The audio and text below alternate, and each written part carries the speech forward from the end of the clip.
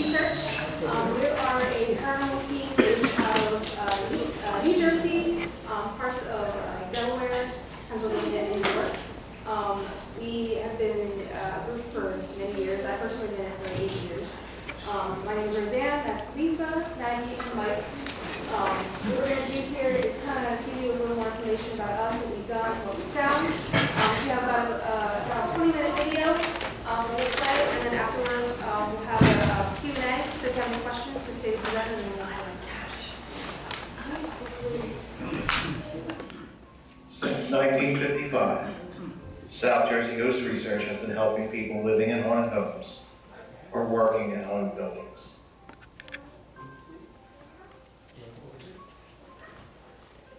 Our members come from all walks of life, and most of them have first-hand experience living with ghosts in their own homes.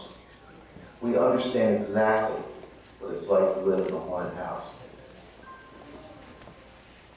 We are professional paranormal researchers, offering our assistance to people in New Jersey, Delaware, Pennsylvania, and the New York City area.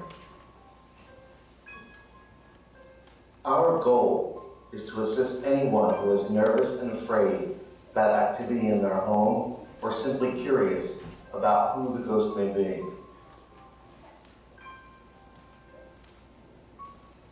SJGR has been a pioneer in investigating historic haunted places. We were the first to investigate many famous places you now see on TV.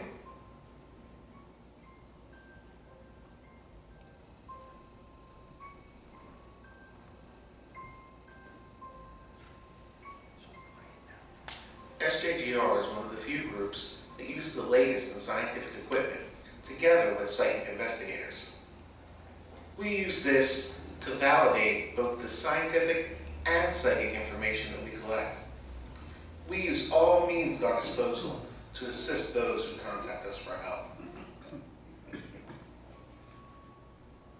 Our goal is to help people who are experiencing problems with hauntings in their homes or businesses. Many of our members have lived in haunted homes, so we are intimately familiar with many of the issues and concerns people have. Our assistance is always completely free.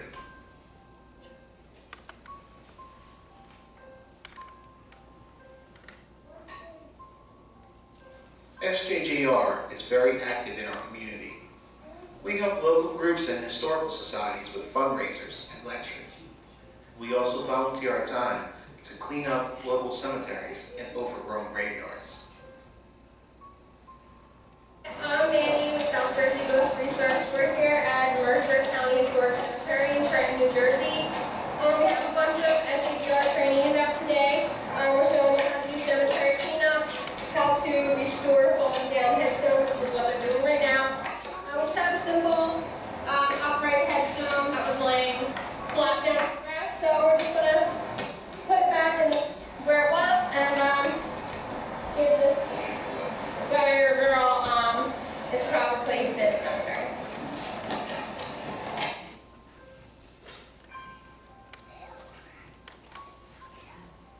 We've conducted many photo experiments, so we will be able to identify such things as dust, cold breath, and hair. This helps us eliminate many false positive photos.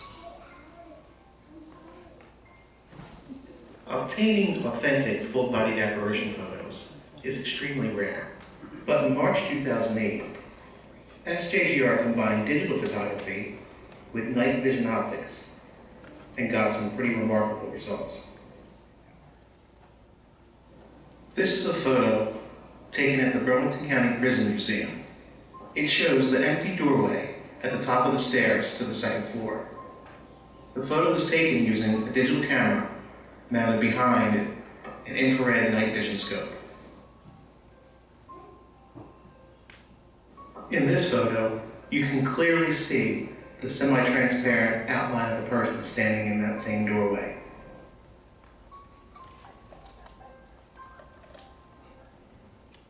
There are two unexplained elements to this photo. First, the streak of light that appears. There was no flash used, and the hallway was completely dark, so we cannot explain this. Also notice what appears to be a man standing now on the right side of the doorway. All three of these photos were taken consecutively, with less than 10 seconds in between each photo.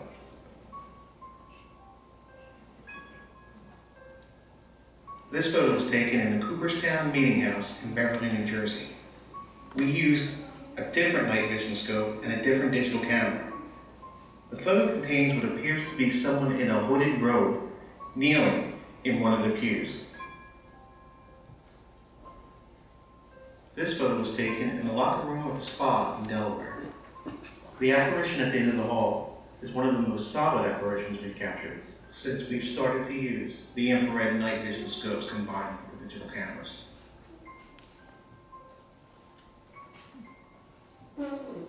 In 2010, we started taking advantage of full spectrum camera technology. Full spectrum cameras can take photos in the UV, infrared, and visible light spectrum simultaneously. These photos were taken at the Historic Library Company of Burlington using a full spectrum camera with infrared illumination. They were taken within 3 seconds of each other.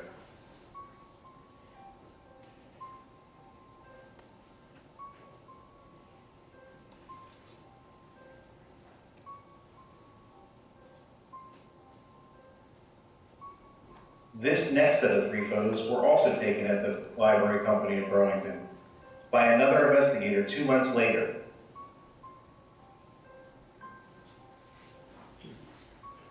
They were taken using the same type of camera and in almost the same exact location as the previous set of photos.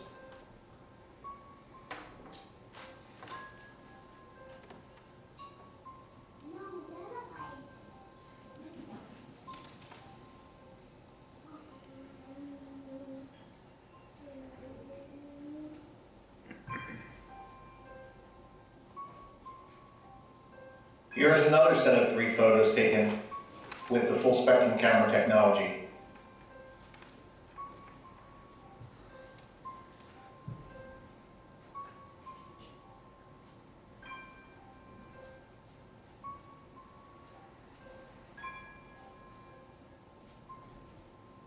In all of these sets of photos, there was no one standing or moving in front of the camera, and nothing was visible at the time the photo was taken.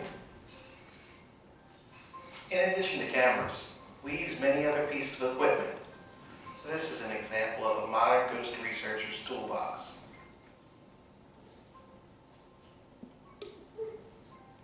We use a variety of audio recorders to record spirit voices, known as electronic voice phenomena. Some of the newest pieces of equipment we are using are trigger props or energy detection devices, which allow us to communicate directly with the spirits. It allows the spirits to manipulate these objects in response to our questions.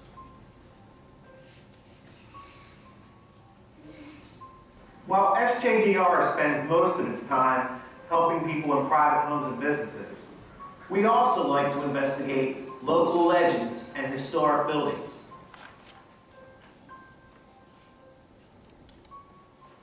SJDR was invited up to Fort Ticonderoga, New York, to be the first group ever to investigate its historic buildings and grounds. This area is known as the French Ovens, where many atrocities occurred. The stone walls actually kept changing temperature up and down by 10 or more degrees the entire time we were there, and we were not able to explain this. While investigating some of the trenches out on the battlefield, one team observed a horse and rider moving down one of the roads leading to the fort. 4 out of the 5 people observed this ghost rider that suddenly disappeared into the night. Numerous ghostly footsteps were heard by one team when they were out at one area of the battlefield that is dedicated to the Black Watch.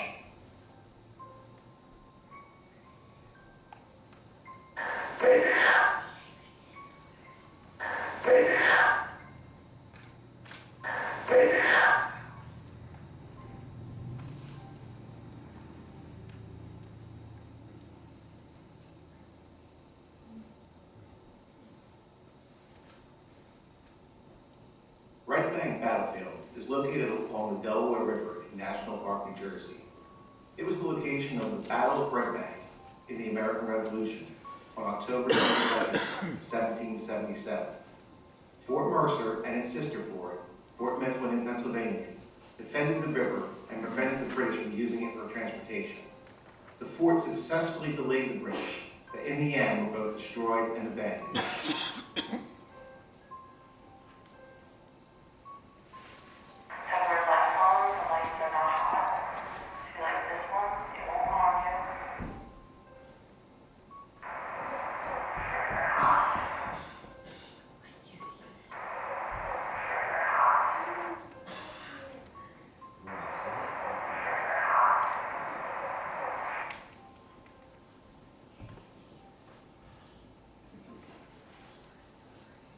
Is our friends down there playing with their machine?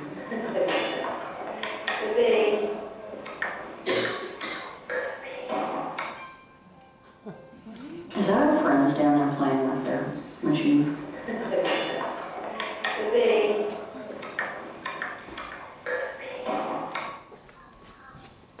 Is our friends down there playing with their machine?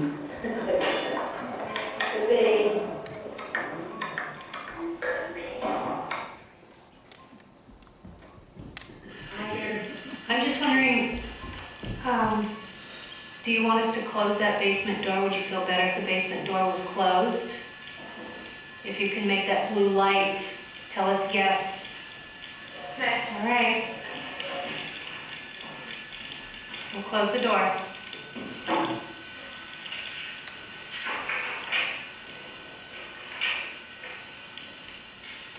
Okay, it's shut. The glass is down. Does that make you feel better? Do you feel better about that? Oh, were you here when it was a hospital? Oh, were you here when it was a hospital? Oh, were you here when it was a hospital?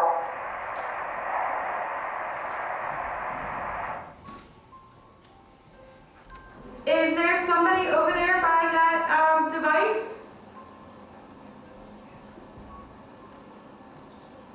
Because we found before that there must be a way that you can just make the sound alarm and not the colors. Now, so just so we're all clear, the green lights work. We know the red lights work because we saw it going red before, and it just flashed blue. Did you all see that? Did you guys see that blue? So is somebody over there, are you able to make a light go on? Make the red go on solid, make a blue light come on? Okay, well I saw the flash of blue. Could you make a blue light stay on, solid? Solid blue?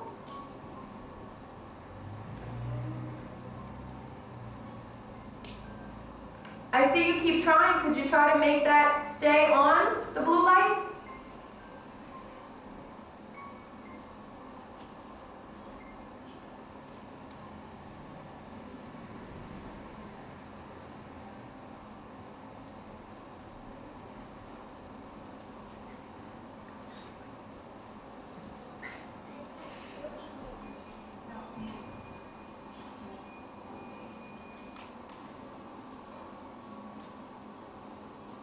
Okay, well, I see you flashing that blue.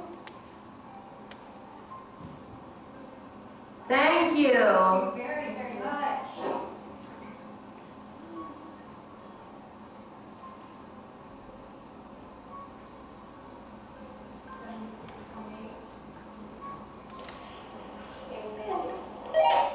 Built in 1840, the red brick mansion is not the only building on the site. There are several other buildings remaining from this 19th century mill village, which is set along the Rancocas Creek. Its most famous occupant and resident spirit is Hezekiah B. Smith, who purchased the property in 1865.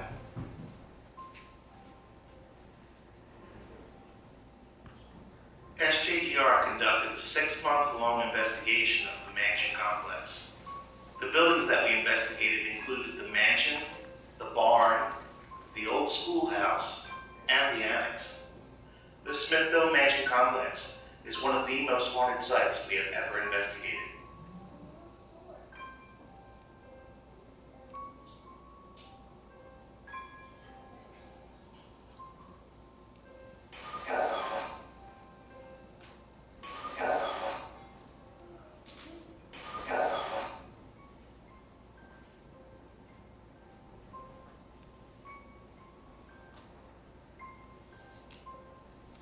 Among the evidence that we collected were EVPs, infrared video clips of orbs in motion, and unexplainable EMF readings. Our motion sensors detected movement in areas and rooms that were completely empty.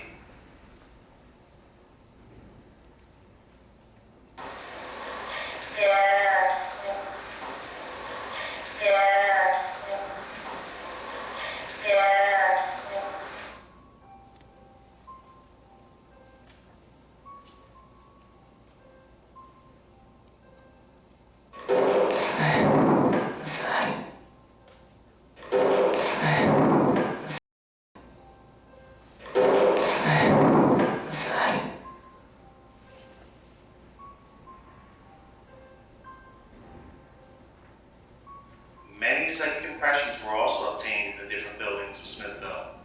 Sounds and smells and apparitions were seen, and one investigator heard a voice telling him to refer to the spirit in the room as Mr. Smith.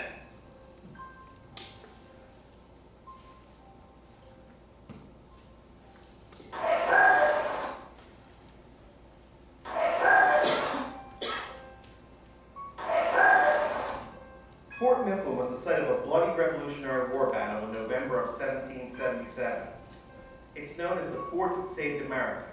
It was also a POW and political prisoner camp during the Civil War. The fort also has a long documented history of hauntings. Hundreds of witnesses have seen apparitions of soldiers or the blacksmith. Many have heard voices or the screams of a woman believed to be Elizabeth Pratt. This map highlights the areas of activity we encountered during our investigation here.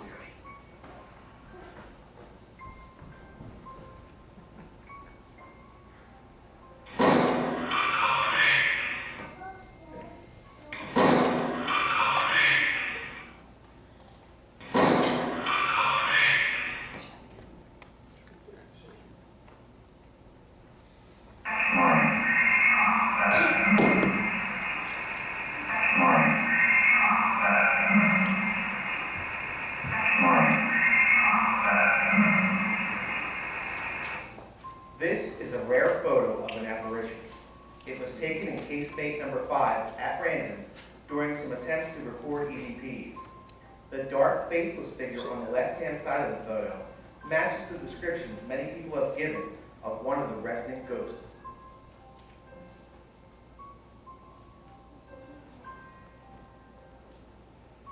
This Ocean City landmark was built in 1923. Guests and employees have reported ghost activity in the hotel for many years. Hundreds of people have reported seeing the apparition of a young woman that has been named Emily by the staff. She has been seen in many areas, but most often in the Hall of Mirrors and the basement area known as the Catacombs. The descriptions of Emily were used by the artist who painted this portrait, which is on the wall just outside of the Hall of Mirrors. Want to say goodbye? Want to say goodbye? Want to say goodbye?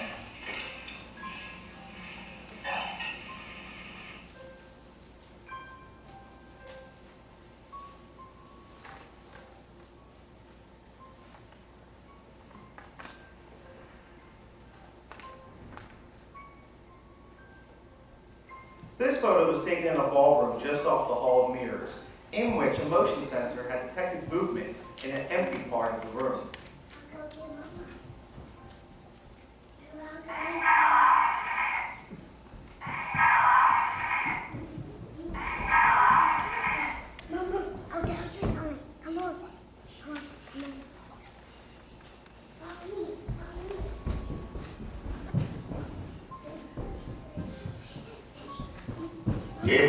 Tavern was built in 1756, and for many years served as an inn for boatmen who transported their products to Philadelphia via the nearby Big Timber Creek.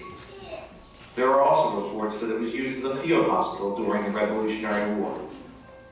SJGR has been investigating the tavern since 1999. We've conducted numerous investigations as well as many fundraisers to help this wonderful historic location.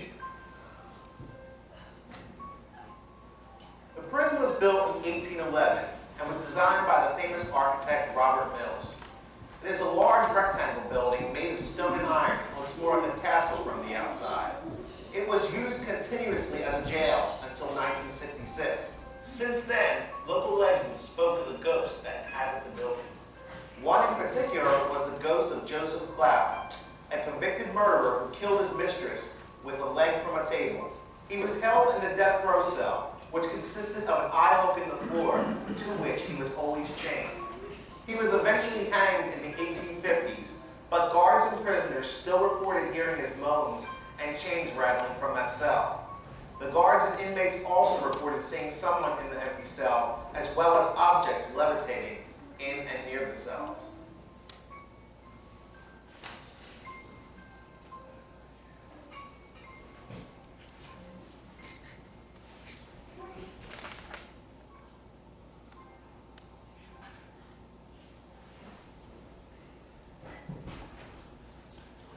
In 1999, the county began a restoration project transforming the rundown building into a museum and returning it to its original condition.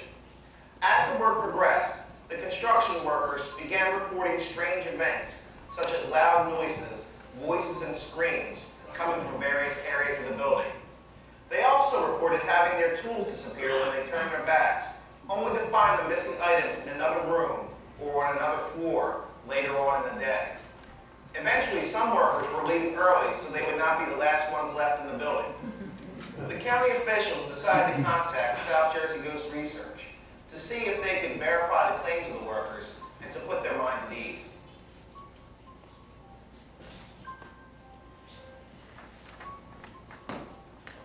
We also experienced objects moving as well, as did 3 reporters from the New York Times that were with us. A stretcher that was located in the cell next to the death row cell relocated itself across the room, and it was actually the reporters who noticed this first. Some members of SJGR observed an apparition in one part of the building, and we also found a single bare footprint on a dust-covered floor of what was once the prison showers.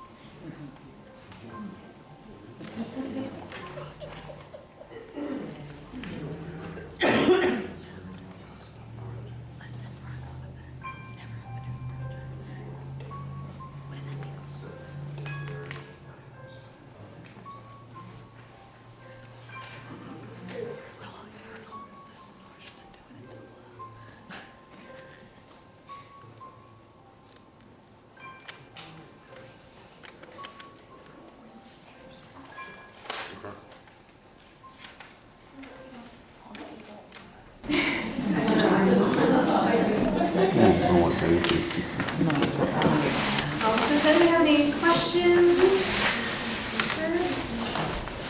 In the back? How does your investigations help the people that have said they see hauntings or hear things? How has that manifested itself in bringing them, closure to what's happening in their house or business? It depends on what they want. Sometimes they just want to feel like they're not crazy, that they are experiencing things, and somebody else does too. Sometimes they just want proof to show other people, to show them, oh yeah, they're not crazy. Sometimes they just want to know who it is, just to give it some sort of face or something, so it just doesn't scare them anymore. There's quite a few reasons. There's one, we have a client now who just wants to know, like as a part of the history of her house, she has a 300-year-old house, and she wants to know more about who might be there still as part of the history of the house this season. She doesn't want that to be lost. They've never been violent or anything, have they? Never, no. Okay. No. That again, that's a TV depiction. Yeah, and then you'll see a lot on TV where they try to provoke to get a response, and while that could work, you don't know that what could happen after you leave. That you get to leave, but the people living there still get to stay there and have to sleep there. And what if whoever's still there acts out after you leave, and they're left with the mess that you left? So that's not a good idea. Wouldn't do it. They might have an increase in activity or who knows what. So, but yeah, TV definitely over dramatizes. For sure. Yeah. I'm curious. Do you ever get shadows moving along the wall? I mean, Yeah. that is something that you can see with your eyes. Mm-hmm. But I mean, can you talk about shadows? It can be how people perceive it, or how they're able to kind of manifest to you.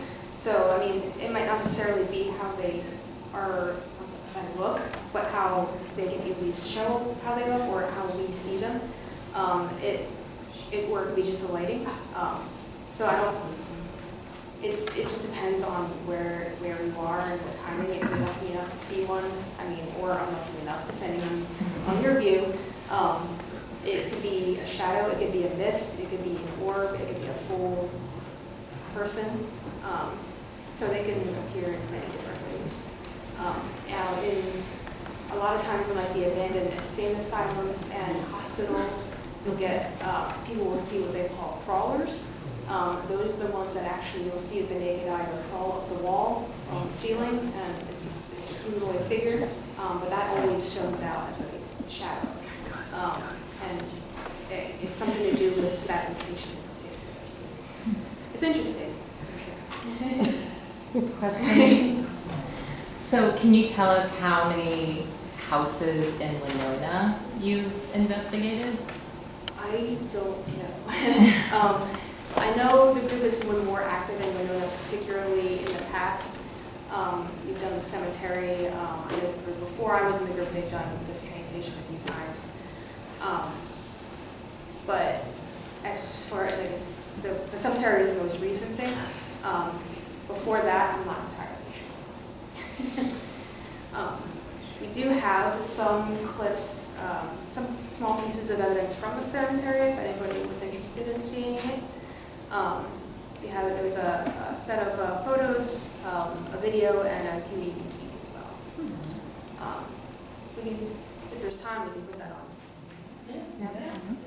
I was just going to say with your question, if you go on our website and then go under cases, so it's an old website, it does need to be updated, but there will be like a long list of places investigated, and most homes are kept private, so it may just say private residence or business in Wenonah, so you may see by history some in this town that were investigated. Thank you. Mm-hmm. All right. So I'm going to start out with a couple pictures that I couple full spectrum pictures that I caught here. They were taken all in a row.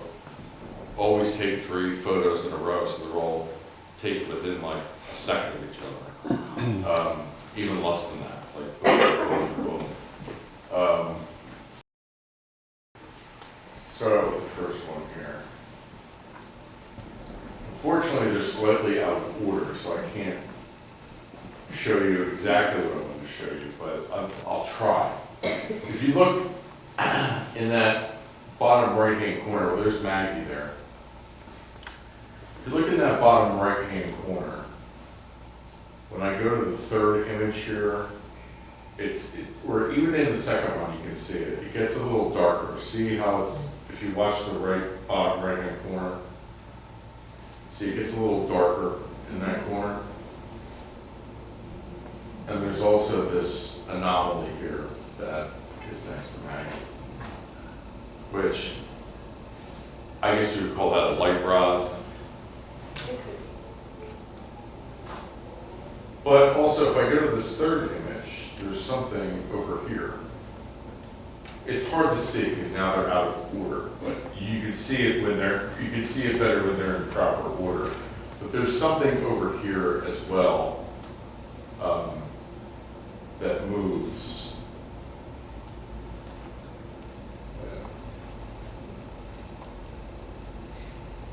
It's not there. It's right there. You really can't see it though, going backwards like that. I mean, but that's the photo there that basically is the positive photo. The other ones are just control photos. But that anomaly there is basically what I wanted to show you. Do you remember exactly where, like, is it near one of the mausoleums? It is. This is I believe that's the Chu mausoleum right there. So it was when we had left there and moved over to that area that we went to after that. I don't know exactly where in the cemetery where it was, but you can find it next to this monument. This is the Chu mausoleum and the buckling grave here.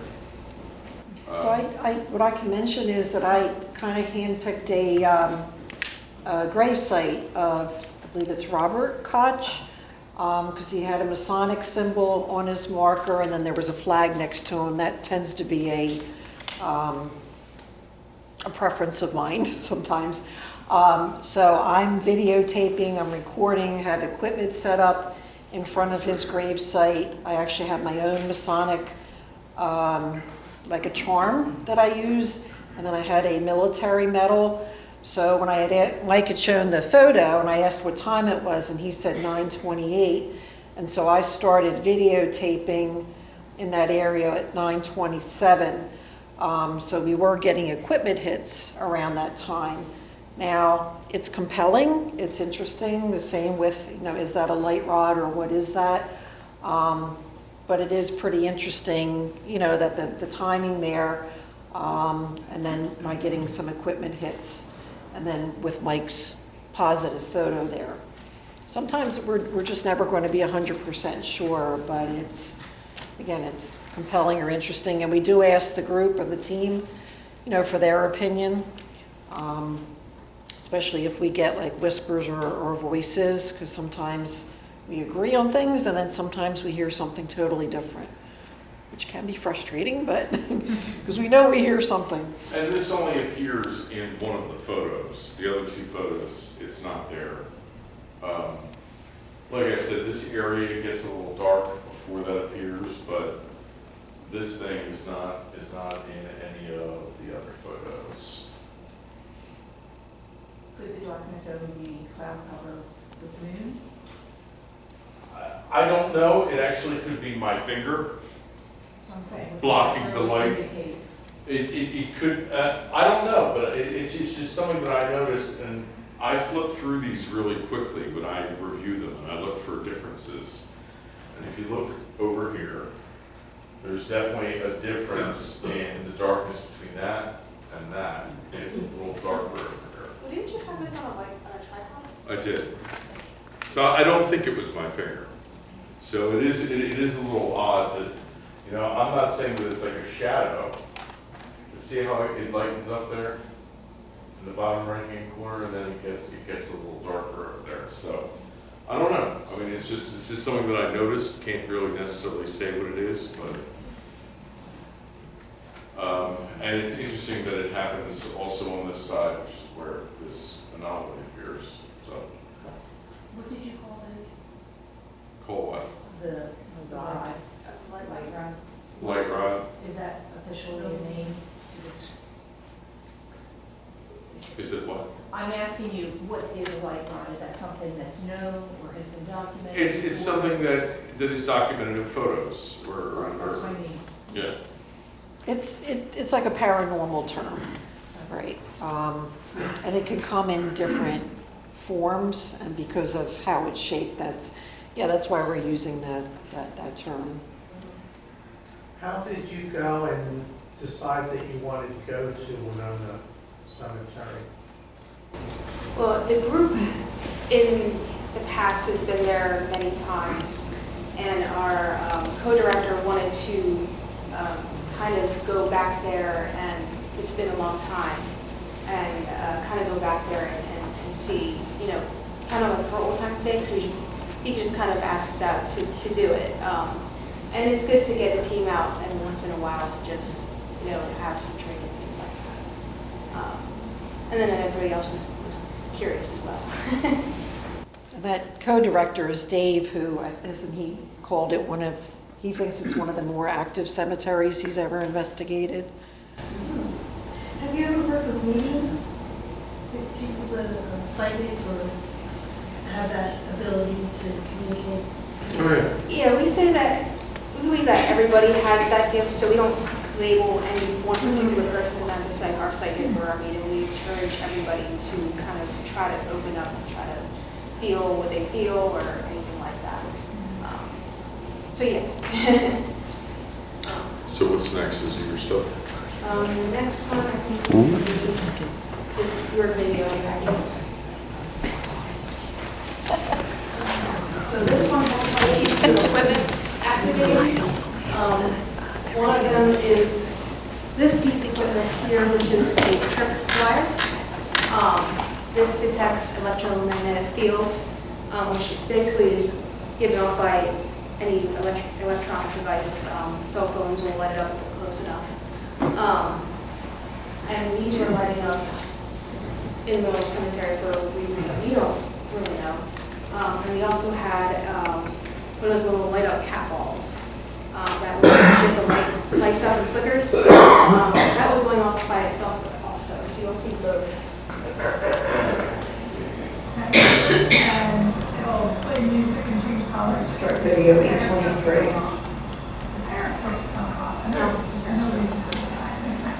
So it's going red. I'm glad you're getting noticed at all, but this is cool.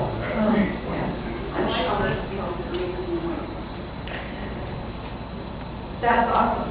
And I first used it at the same time, you know, on both sides red. So this is what we do. We come to places like this, and we put our equipment out, and then we hope that someone that's here will communicate with us by interacting with the equipment.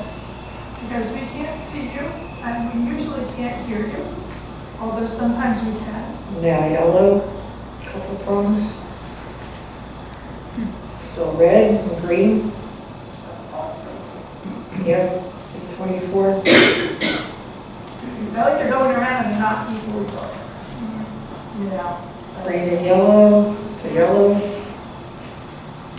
That's cool, thanks. Thank you for that.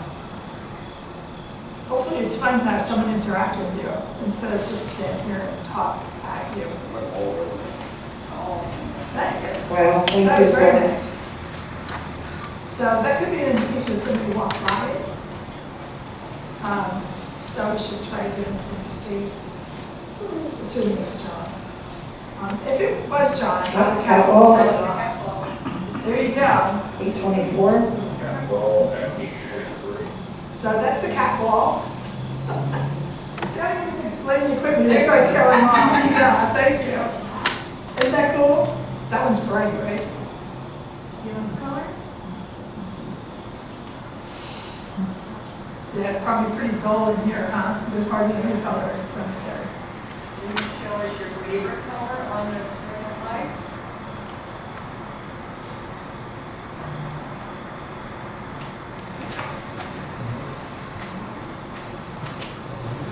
Well, with the string of lights, I think the closer you get to one of the purples, like, the closer you are to it, the more it'll change color. So it'll go from like purple to blue to green to yellow to red.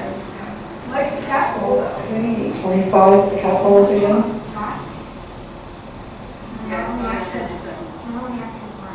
No, we're not moving. We're not anywhere near. I mean, we're all at least 6 feet back on pavement, and we're not really walking at all.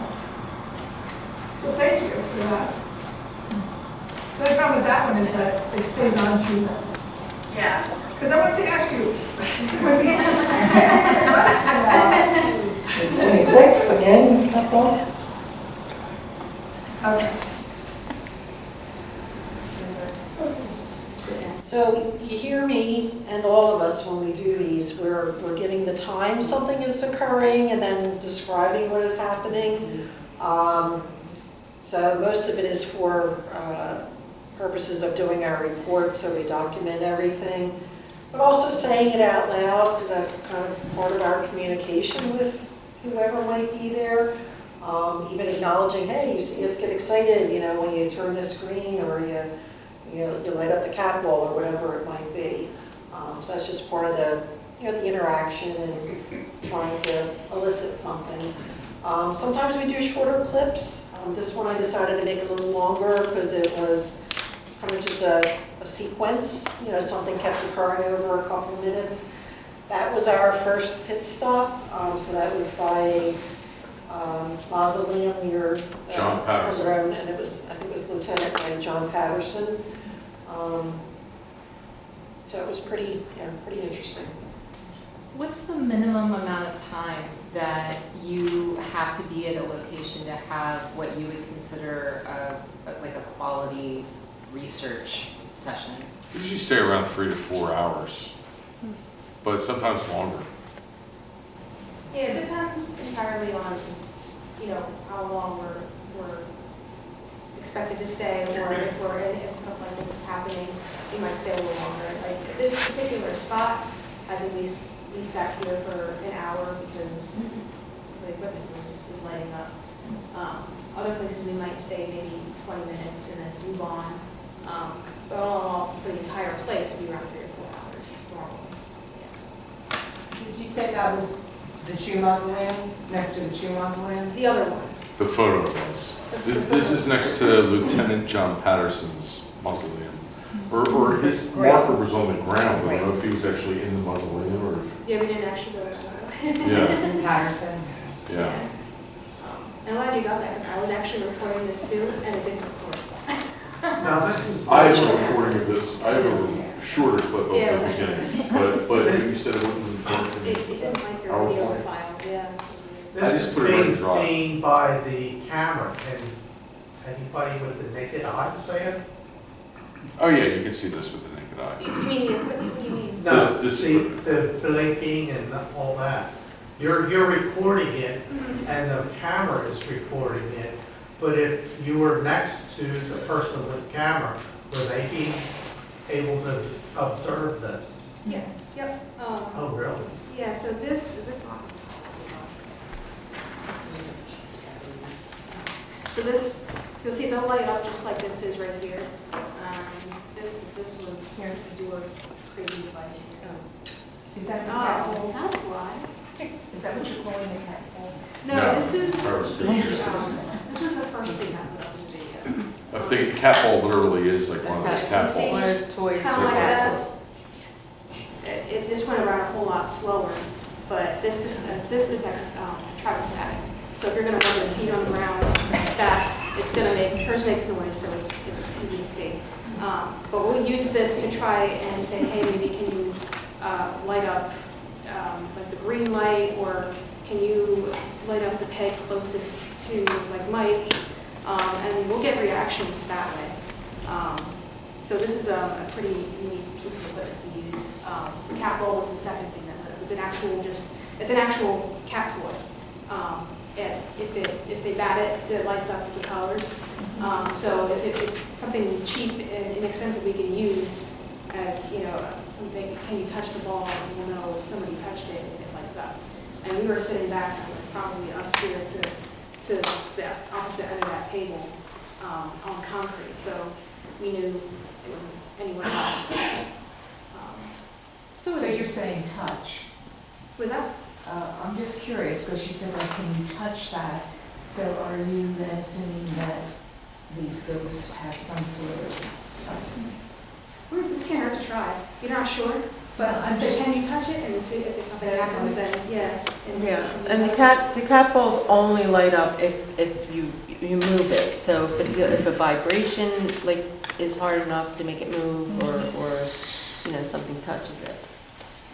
Because we often think that those can have impact on something. But they're, but I mean, technically they're energy, and they can affect, you know, electromagnetic, you know, frequencies and interact with equipment that measures such things, you know. So that's how you know we get it to touch or interact with something. And while I was in the center, I did feel like somebody tapped me on the back of the shoulder.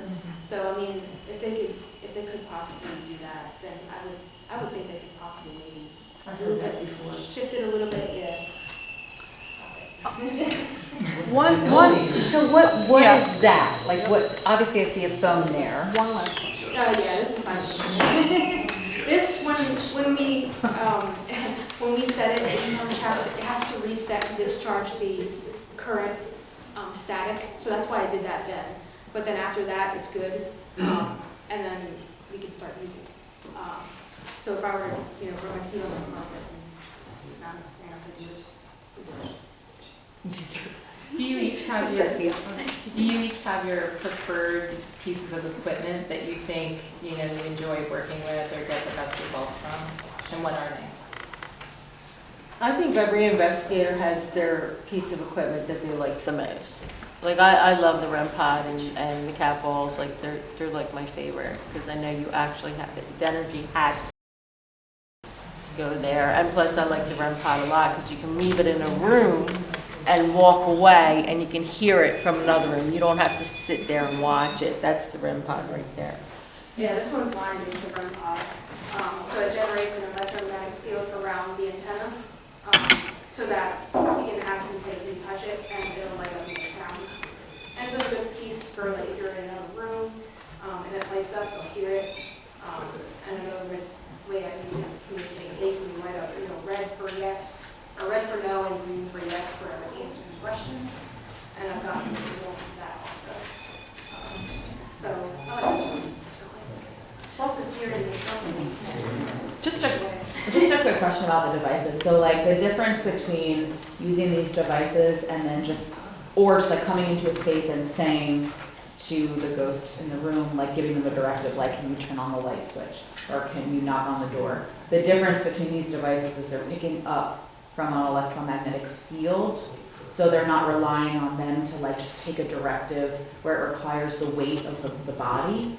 Well, one major reason why we use equipment like this, it would probably pick them up at different ways and using different methods. But we also don't want them to use, like, say, the light switch in somebody's home or a door, because then they're going to start doing it all the time to do it.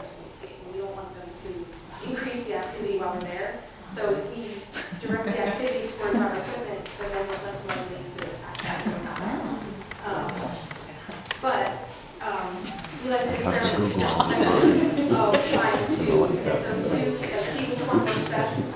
So if we tried using like electromagnetic field or static or movement, and seeing which works best, and it actually differs per location. So my question to you all is, why did all of you get involved in this? Was there something that was like came to you or spoke to your heart, or like what was it? Like what brought you to here? An experience or something like that?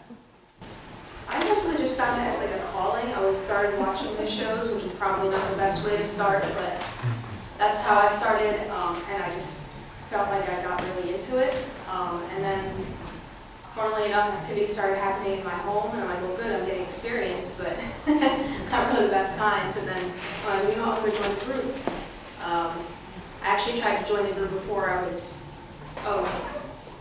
before I was old enough, so I had to go back and try again. But that was my story of trying to create my own group, which I don't recommend.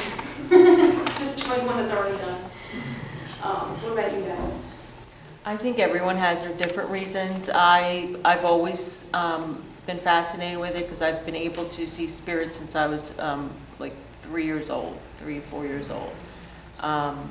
So it's always been around. I've always lived in a house that had something going on in it. So it's just something I've always been interested in. Yeah, a lot of people tend to have experiences, which is what ends up getting them into the field, but I've just always been interested in unexplainable phenomena ever since I was young. Also watching the shows as well, doing research on various unexplained things. It's just always been an interest of mine, so that's what got me into it. And for me, yeah, it started with ghost hunters, and it really was the history, the old buildings that first got me interested, the relationships with the team and the homeowners or the business owners, and then all of a sudden I just was really fascinated with the paranormal, and that hasn't died down. I still look at the chills and love talking about it. Maybe a couple questionable things where I'm living at now, but nothing, concrete or verified. Would never investigate your own place, and you just kind of, you deal with it. I have a question. You had on your slide that you visited Betsy Ross' house, and I'm a direct descendant of her, so I'm just curious. Yeah, I have actual proof of it. Yeah. What did you find in that house? I wasn't personally there, but I heard that they didn't have any interaction from Betsy Ross herself or anything like that. But there are a lot of children there, and I don't know what the story may be behind that. We used to have a video that actually showed a clip of being part of the investigation, because it was part of a show, and it was actually well done, but it's not on this one. I'd like to find it at some point, but yeah, I heard that there was just like a lot of children in that place, and they had a lot of activity around children, so that's what I heard.